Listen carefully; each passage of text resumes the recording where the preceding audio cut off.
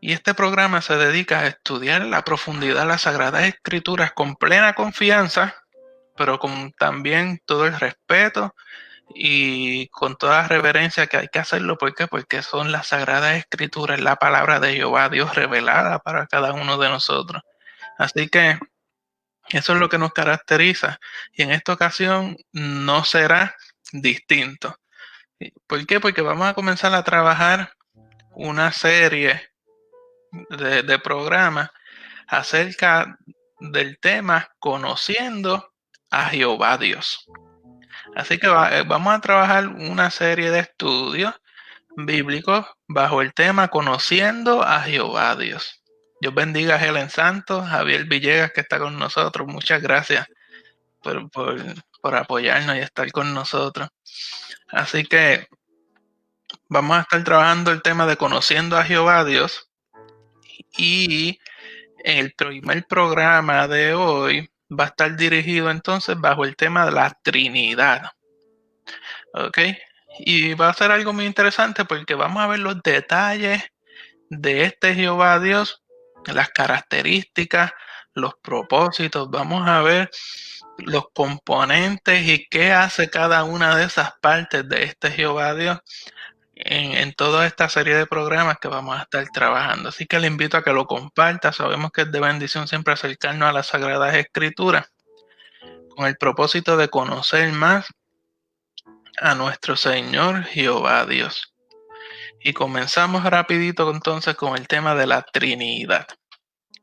Quiero hacer la salvedad que esto es un estudio bíblico basándonos en el desarrollo de estos temas por Lewis Perry Schaeffer, quien ha desarrollado esta serie de temas y nosotros pues lo hemos tomado, lo hemos adaptado a una manera más criolla, por decirlo así, para que se nos haga más fácil poderlo entender. Y lo primero que nosotros tenemos que tener claro para conocer a Jehová Dios y entender lo que es la Trinidad de Jehová Dios, lo primero que hay que tener en nuestro pensamiento es la creencia de que existe un Dios. Y esta creencia de que existe un divino, un ser divino mucho más grande que el ser humano, amado hermano, esto es algo común en todas las culturas y en todas las civilizaciones a través de la historia. Y esto se debe en parte porque el hombre se sienta a razonar y se da cuenta buscando una explicación para nuestro mundo y la experiencia humana de que no hay forma de explicarlo que no sea entendiendo que hay un ser divino y superior al ser humano. No hay otra forma de poder explicar todo esto que nosotros vivimos. Así que el hombre, por instinto, por su propia naturaleza religiosa, tiende a buscar un ser que de algún modo es mucho más alto y superior a nosotros como seres humanos. Esto también se puede explicar por, ¿verdad? Por, como la Sagrada Escritura nos menciona, por la obra del Espíritu Santo, que es quien nos lleva y nos dirige a toda verdad. Pero como decimos y hemos mencionado en otras ocasiones, Dios ha puesto unos chips dentro del ser humano que siempre procura inclinarse hacia la experiencia de un ser divino. Así que todo ser humano en su pleno juicio se da cuenta de que estas cosas en lo que vivimos no pueden estar agarradas del aire, tiene que haber algo superior que maneje o haya provisto todo lo que nosotros tenemos. Ahora bien, rapidito yendo a las Sagradas Escrituras, si buscamos el Salmo 14, versículos 1 y 2, vemos un detalle muy interesante que el salmista nos deja decir. Dice el primer versículo, dice el necio en su corazón, no hay Dios.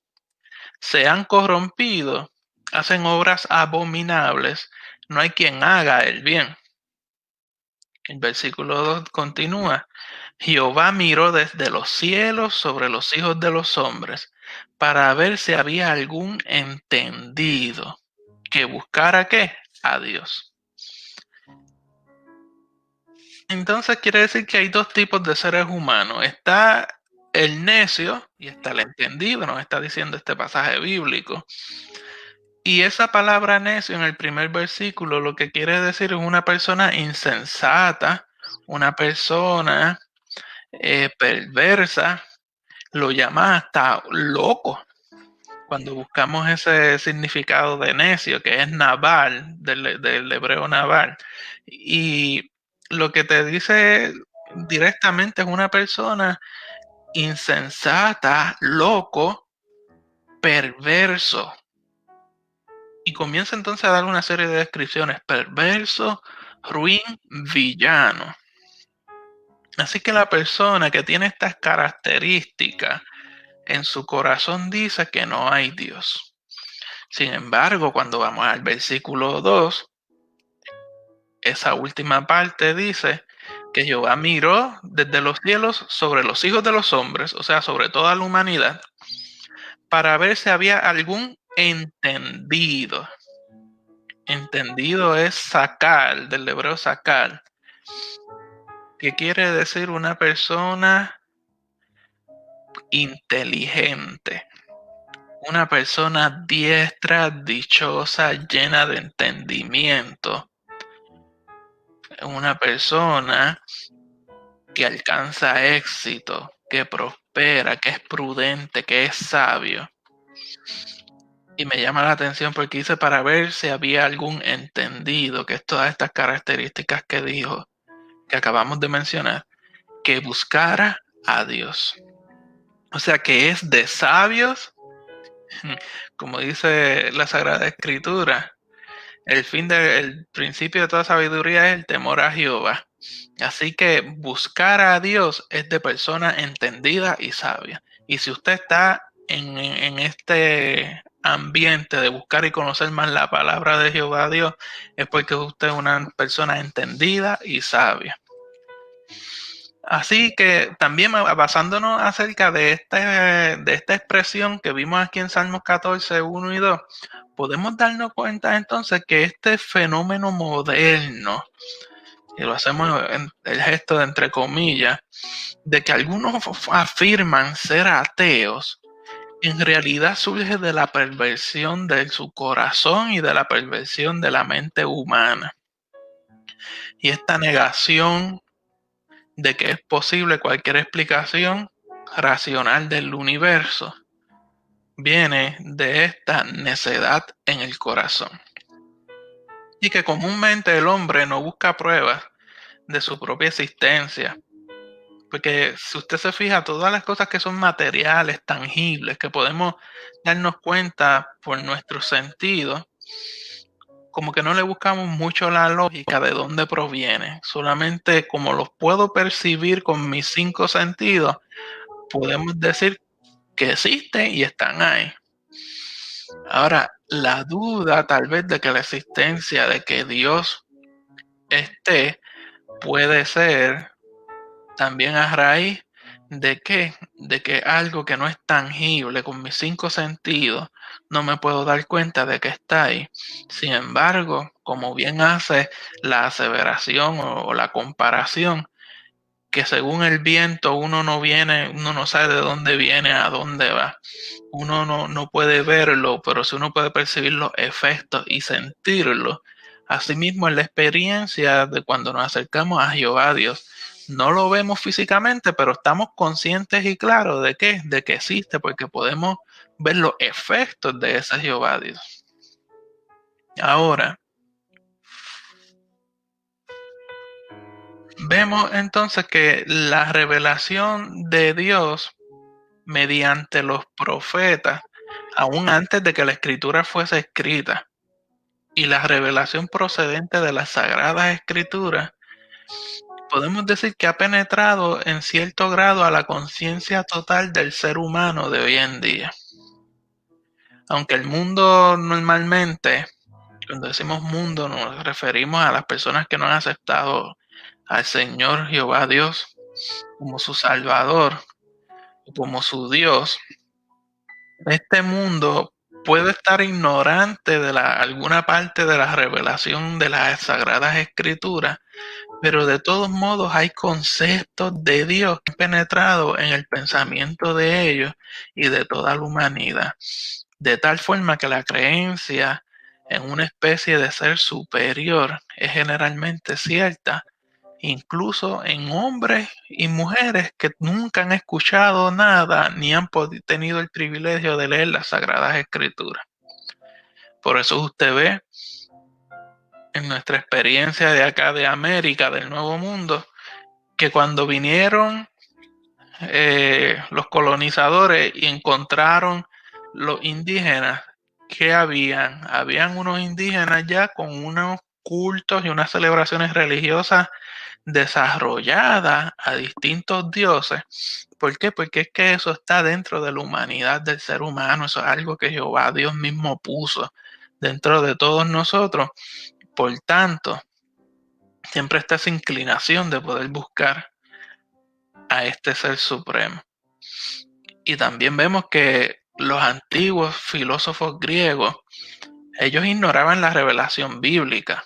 No había nada familiar para ellos acerca de la fe judía, ni tan siquiera. Sin embargo, estos hicieron algunos intentos para poder explicar el universo en el que vivimos y la única forma que pudieron hacer aseveración a esto fue basándose en que había un ser superior y varios sistemas de pensamiento han evolucionado y han seguido surgiendo, pero hay 4 básicos que vamos solamente a mencionar. El primero es el politeísmo, es decir, la creencia en muchos dioses. Y lo vemos en la cultura griega desde ese inicio. Está también el hilozoísmo, y este hilozoísmo lo que hace es que identifica el principio de la vida encontrado en toda la creación como siendo Dios mismo. Han escuchado la expresión de que la madre naturaleza y la adoración al dios sol, al dios luna, al dios lluvia. Esto es una manifestación de esta línea de pensamiento del hilozoísmo. También está el materialismo, que es que la materia funciona por sí misma de acuerdo a una ley natural.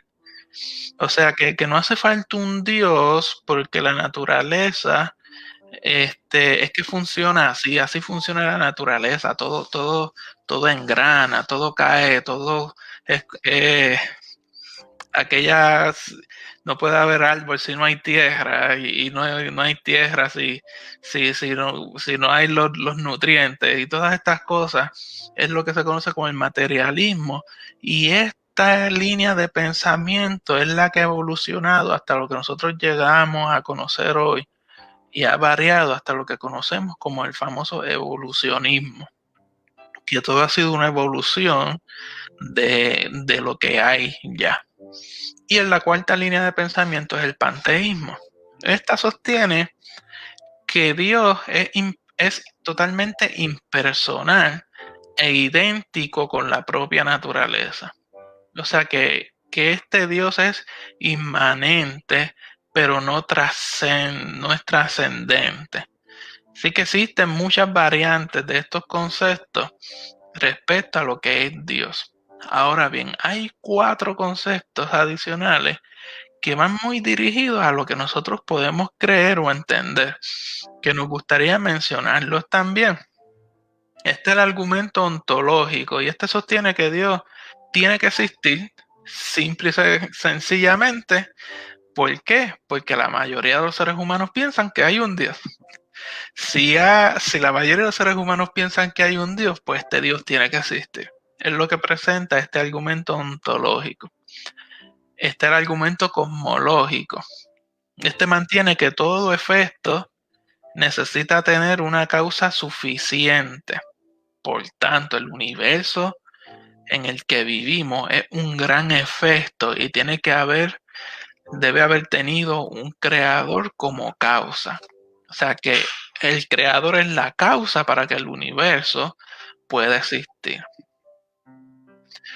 Y viendo entonces la complejidad de este universo totalmente ordenado, no puede haber sido de una manera accidental. Es lo que presenta este argumento cosmológico. Por otra parte está el teológico, y este argumento teológico resalta que cada diseño debe tener un diseñador, y como la totalidad de la creación está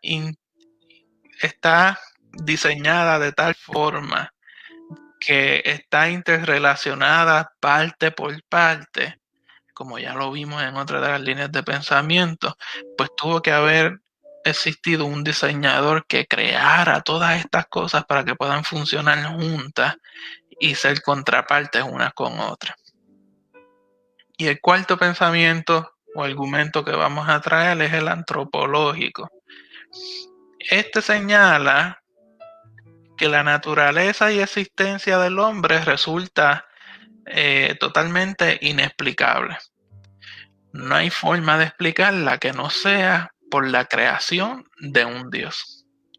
Y que si esta creación contiene intelecto, haciendo referencia a este ser humano, si esta creación contiene intelecto, esa capacidad para pensar, si esta creación contiene sensibilidad, y si esta creación contiene voluntad, esa capacidad de realizar la elección moral o entre una cosa y otra, todas estas características las debe tener quien lo creó, pero a un punto más elevado.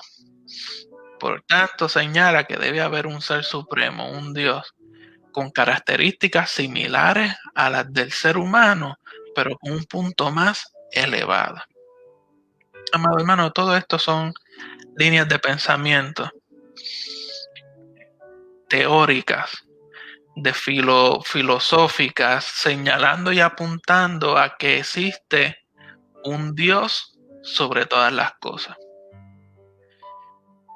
Y es necesario nosotros darnos cuenta y volver a enfatizar que son líneas de pensamiento filosóficas que apuntan a lo que las Sagradas Escrituras nos vienen mostrando por años. A pesar de que estos argumentos están dirigidos y a favor de la existencia de un Dios y que tienen considerable validez, estos argumentos no son suficientes para llevar al hombre a la apropiada relación con Jehová Dios o poder producir una fe real en Dios mismo. ¿Por qué? Porque estos argumentos les están escasean de algo muy importante, que es la revelación de Dios dada a través de las Sagradas Escrituras y de la relación del ser humano con este creador. Los filósofos y las personas que afirman o dan por sentado que no hay un Dios, o han buscado la manera de explicarlas con pensamientos filosóficos, por más que apunten, tal vez o se dirijan o señalen el que hay un ser supremo, amado hermano, esto no les otorga la salvación, porque la salvación viene solamente por aquel que murió en la cruz del Calvario, en aquel madero, Cristo Jesús. Y si yo no lo acepto a Él como mi Salvador, por mayor argumento y mayor pensamiento que yo tenga, amado hermano, no podré alcanzar la salvación. Así que todos estos argumentos apuntan a la existencia de un Jehová Dios, pero están escaseando de la revelación de las Sagradas Escrituras, de la cual usted y yo, amado hermano, disfrutamos hoy en día. Y hacemos un paréntesis y señalamos y recordamos el momento que trabajamos el tema de las traducciones de las Sagradas Escrituras y vimos en una entrevista que hicimos a nuestra hermana misionera Yarimá, vimos la cantidad de dialectos y lenguas que hoy en día permanecen sin el privilegio de las Sagradas Escrituras. Y yo creo que debe ser de ímpetu y de empuje para la iglesia pensar en esto, dándonos cuenta que estamos nosotros alimentándonos y disfrutando de la Sagrada Escritura y no nos estamos preocupando por aquel que aún no las tiene. debemos nosotros trabajar en esta área, buscar la manera de poder apoyar ministerios como este. ¿Para qué? Para que pueda la Sagrada Escritura llegar y todas las personas puedan entender y disfrutar de la revelación de Jehová Dios. ¿Para qué? Para que puedan alcanzar la salvación de sus almas. Así que a través de todos estos pensamientos ya vimos que este Dios o Ser Supremo tiene que existir. Y nosotros le podemos poner nombre y apellido. Sin embargo, cuando le ponemos el nombre y apellido de Jehová Dios, hay un término que a veces se nos queda guindando y es cómo está compuesto este Jehová Dios. Y generalmente en el Antiguo Testamento vemos del saque que hay un énfasis en la unidad de un Dios que tiene, como por decirlo así, varias partes, pero es uno mismo. Y vamos entonces a trabajar el tema de lo que es la divina Trinidad de este Jehová Dios. Si vamos a Deuteronomio 6, versículo 4.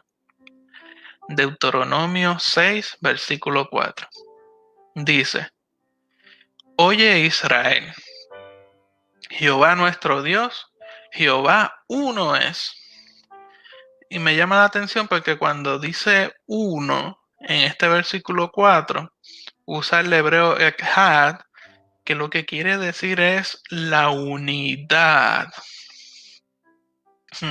La unidad que está propiamente unido. O sea que ya vemos aquí el señalamiento de que hay varias partes, pero están totalmente unidas. Si vamos a Isaías capítulo 44, versículo 6, la escritura dice: Así dice Jehová, Rey de Israel, y su Redentor, Jehová de los ejércitos. Yo soy el primero y yo soy el postrero, y fuera de mí no hay Dios. Yo soy el primero y soy el postrero. Podemos verlo de varias perspectivas y vamos a mencionar solamente dos. Podemos ver que yo soy el primero y yo soy el postrero, o sea, no hay otro que se asemeje a mí, en lo que está diciendo Jehová Dios. Por otra parte, podemos ver o pensar, yo soy el primero, quien se reveló desde el inicio en el Antiguo Testamento, y soy el postrero, el que vino a morir en la cruz del Calvario. ¿Por qué? Porque soy el mismo, fuera de mí no hay Dios. Así que podemos ver la unidad de estas partes en el Antiguo Testamento y podríamos mencionar muchísimos otros versículos, pero por razones de tiempo, ¿verdad? Y prudencia no vamos a entrar a tantos ejemplos.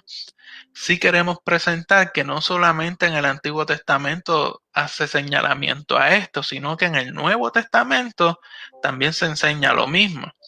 Y en Juan capítulo 10, versículo 30, vemos al mismo Jesús diciendo: Yo y el Padre uno somos. Vemos la unidad. En Juan capítulo 14, versículo 9, está Jesús hablando, diciendo: Tanto tiempo hace que estoy con vosotros y no me has conocido, Felipe. El que me ha visto a mí, ha visto al Padre. ¿Cómo pues dices tú, muéstranos al Padre? Está Jesús diciendo: nosotros somos el mismo. Juan 17, versículo 11 dice: ya no estoy en el mundo. Está Jesús hablando: y ya no estoy en el mundo, mas estos están en el mundo, y yo voy a ti. Padre Santo, a los que me has dado, guárdalos en tu nombre, para que sean uno, así como nosotros. Y ya Jesús había hecho declaraciones como esta: de mi Padre que está en el cielo, por tanto yo soy hijo. Y aquí vemos a Jesús declarando lo mismo: Padre Santo, y yo soy hijo. Sin embargo, dice: guárdalos en tu nombre para que sean uno, así como nosotros. O sea, que puedan vivir en esa unidad. En Juan 17, versículos 22 y 23, continúa Jesús hablando y dice, la gloria que me diste, yo les he dado para que sean uno así como nosotros somos uno. Vuelve Jesús y lo enfatiza en el versículo 23. Yo en ellos y tú en mí, para que sean perfectos en unidad, para que el mundo conozca que tú me enviaste y que los has amado a ellos como también a mí me has amado.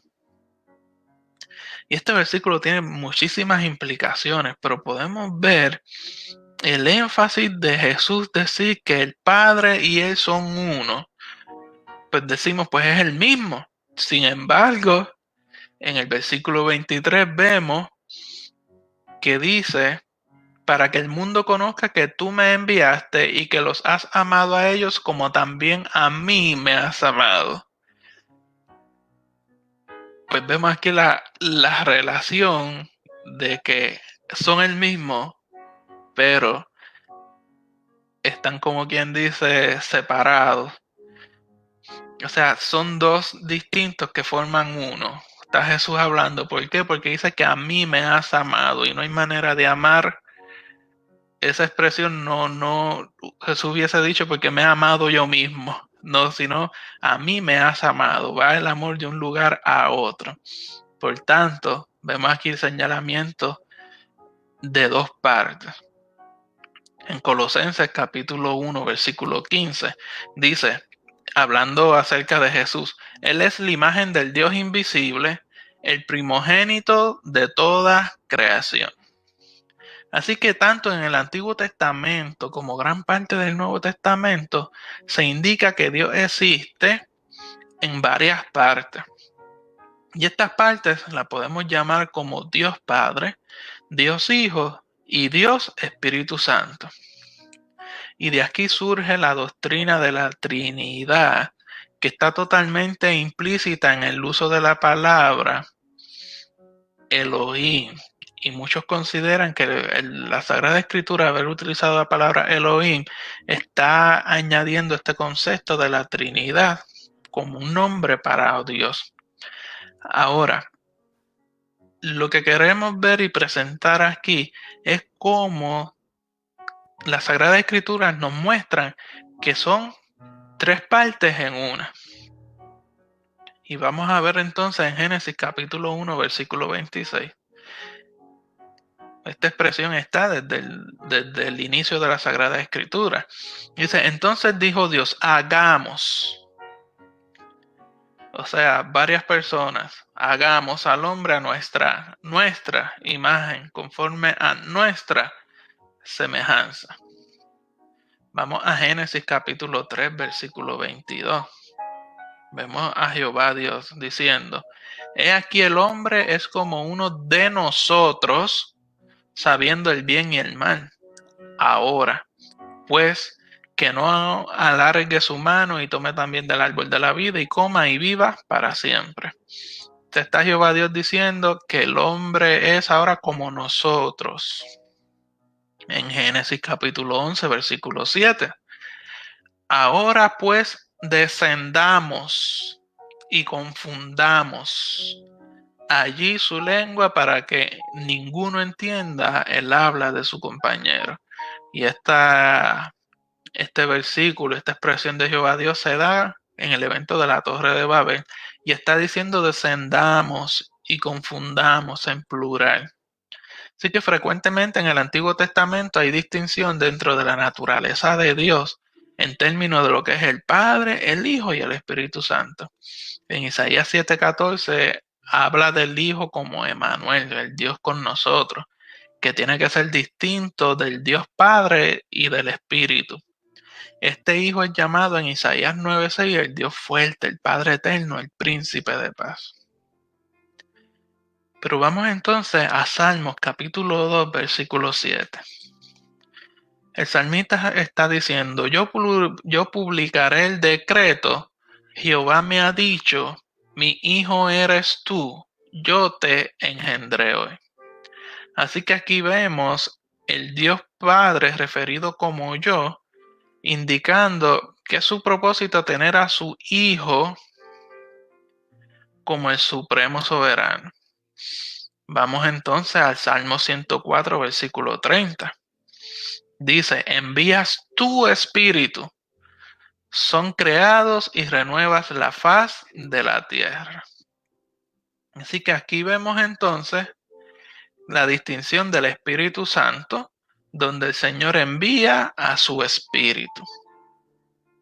Esta y otras son evidencias que tenemos acerca de la Trinidad dentro de la Sagrada Escritura. Y a esto podríamos añadir las referencias del ángel de Jehová, cuando la Escritura lo menciona con A mayúscula, que son señalaciones de apariciones del Hijo de Dios en el Antiguo Testamento, como el enviado por el Padre. Y las referencias también, tendríamos que añadir las referencias al Espíritu del Señor, cuando la Sagrada Escritura lo mencionan con E mayúscula, como el Espíritu Santo, que es distinto al Padre y del Hijo. Así que estas evidencias, tanto del Antiguo como del Nuevo Testamento, añaden una revelación adicional. Aquí en la persona de Jesucristo está el Dios encarnado, está concebido por el Espíritu Santo y con todo, Hijo de Dios, el Padre. Y si hay alguna duda acerca de la expresión de la Trinidad, vamos al evento que podemos identificar en Mateo capítulo 3, versículos 16 y 17. Y es el bautismo de Jesús. Mateo capítulo 3, verso 16 dice, y Jesús, después que fue bautizado, subió luego del agua, y aquí los cielos fueron abiertos, y vio al Espíritu con E mayúscula, por tanto Espíritu Santo, el Espíritu de Dios, que descendía como paloma y venía sobre él. En versículo 17, y hubo una voz de los cielos que decía, este es mi Hijo, con H mayúscula, amado, en quien tengo complacencia. Así que en este evento del bautismo de Jesús, vemos la manifestación de la Trinidad. Vemos en el versículo 16, literalmente cuando dice vio al Espíritu de Dios que descendía como paloma. Vemos el elemento del Espíritu Santo. Y en el versículo 17 vemos que la voz del cielo decía, este es mi Hijo. Y si señala que Él es su Hijo, quiere decir que quien está hablando es el Padre. Así que estas distinciones de la Trinidad las podemos ver en distintos pasajes de las Sagradas Escrituras.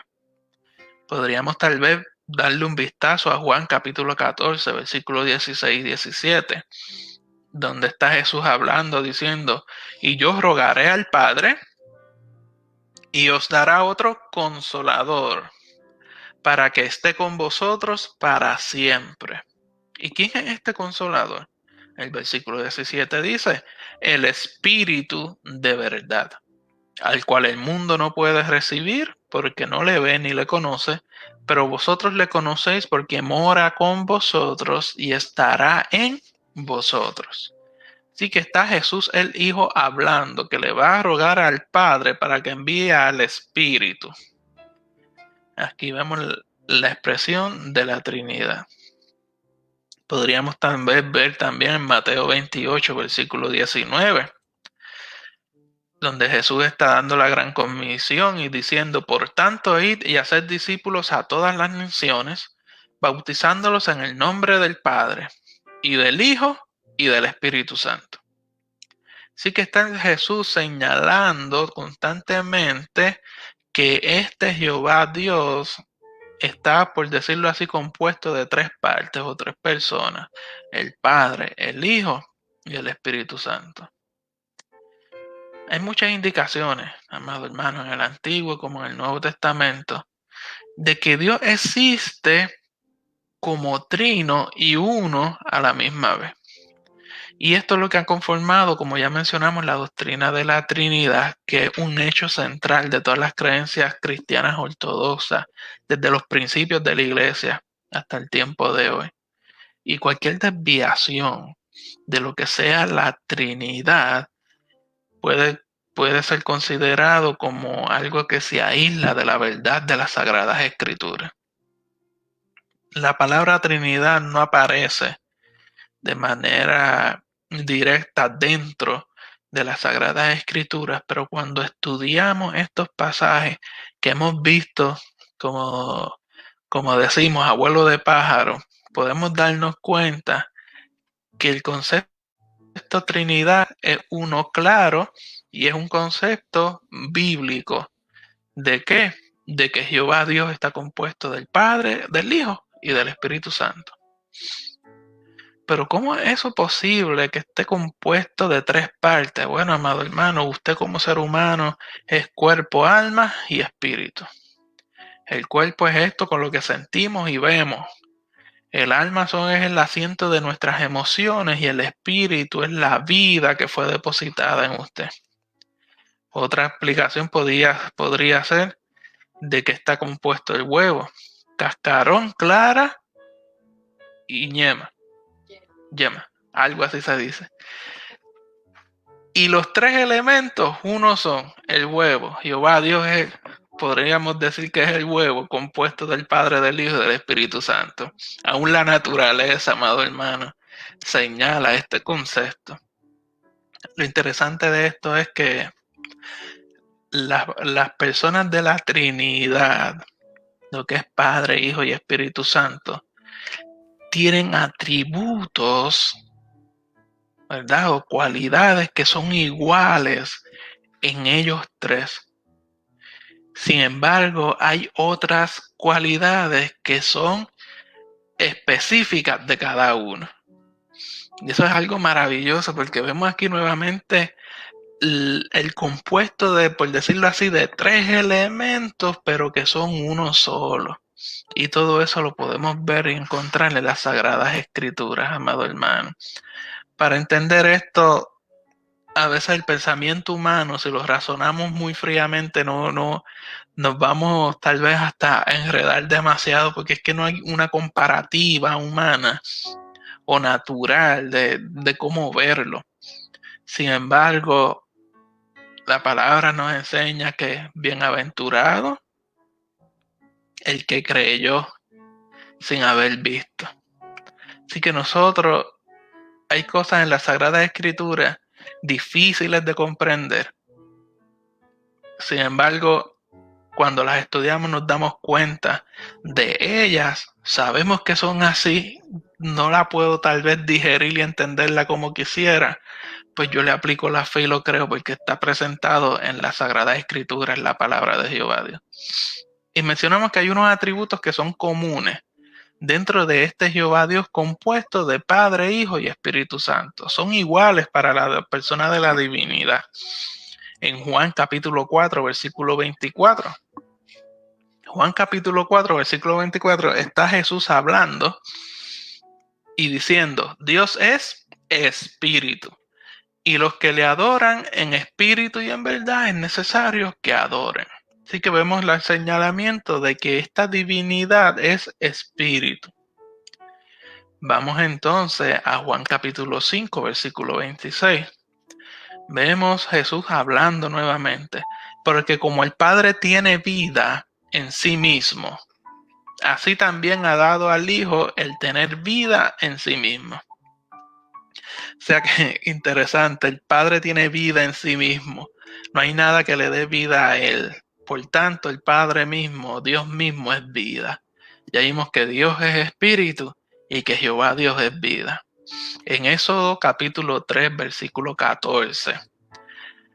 Dice, y respondió Dios a Moisés, yo soy el que soy. Y dijo, así dirás a los hijos de Israel, yo soy, me envió a vosotros.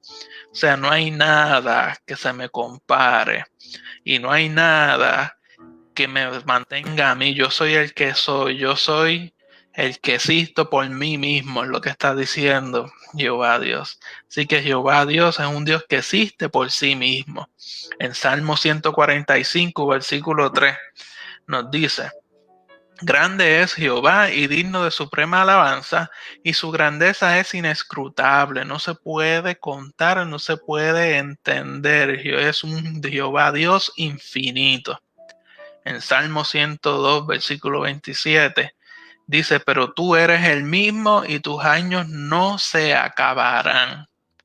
Malaquías 3:6 dice, porque yo Jehová no cambio. Por esto, hijos de Jacob, no habéis sido consumidos. Santiago 1:17 dice, toda buena dádiva y todo don perfecto desciende de lo alto, del Padre de las luces, en el cual no hay mudanza ni sombra de variación. Quiere decir que este Jehová Dios es un Jehová Dios inmutable, sin cambio y bueno, porque da buena dádiva. En Deuteronomio capítulo 32, versículo 4, dice, Él es la roca cuya obra es perfecta, porque todos sus caminos son rectitud. Dios de verdad y sin ninguna iniquidad en Él es justo y recto. En Juan 17:3 está Jesús diciendo, y esta es la vida eterna, que te conozcan a ti, el único Dios verdadero, y a Jesucristo a quien has enviado. Quiere decir que este Jehová, Dios Trino, es un Dios que es la verdad. En primera de Juan capítulo 4 versículo 8 dice, el que no ama no ha conocido a Dios porque Dios es amor. Jehová Dios es amor. El Salmo 90 versículo 2 dice, antes que naciesen los montes y formasen la tierra y el mundo, desde el siglo y hasta el siglo, tú eres Dios. O sea que antes que todo esto fuese creado, tú ya eras Dios. Jeremías 23:23 dice, ¿soy yo Dios de cerca solamente? Dice Jehová, y no Dios desde muy lejos. ¿Se ocultará alguno, dice Jehová, en escondrijos que yo no lo vea? No lleno yo, dice Jehová, el cielo y la tierra. Por lo tanto, vemos que este Jehová Dios es un Jehová Dios eterno y es un Jehová Dios omnipresente que está en todo lugar. Vamos al Salmo 147, versículos 4 y 5. Dice, Él cuenta el número de las estrellas, a todas ellas llama por su nombre. Grande es el Señor nuestro y de mucho poder, y su entendimiento es infinito. Por tanto, este Jehová Dios es un Jehová Dios omnisciente que todo lo conoce. Mateo 19, versículo 26, está Jesús hablando y diciendo, para los hombres esto es imposible, mas para Dios todo es posible. Así que este Jehová Dios es un Jehová Dios omnipotente. O sea que esta Trinidad es espíritu. Esta Trinidad es vida. Esta Trinidad existe por sí misma. Esta Trinidad es infinita. Esta Trinidad es inmutable. No tiene cambio. Esta Trinidad es buena. Esta Trinidad es la verdad. Esta Trinidad es amor. Esta Trinidad es eterna y omnipresente. Esta Trinidad es omnisciente. Y esta Trinidad es omnipotente. Todos estos atributos están señalados en las Sagradas Escrituras como atributos de la Trinidad de Jehová Dios.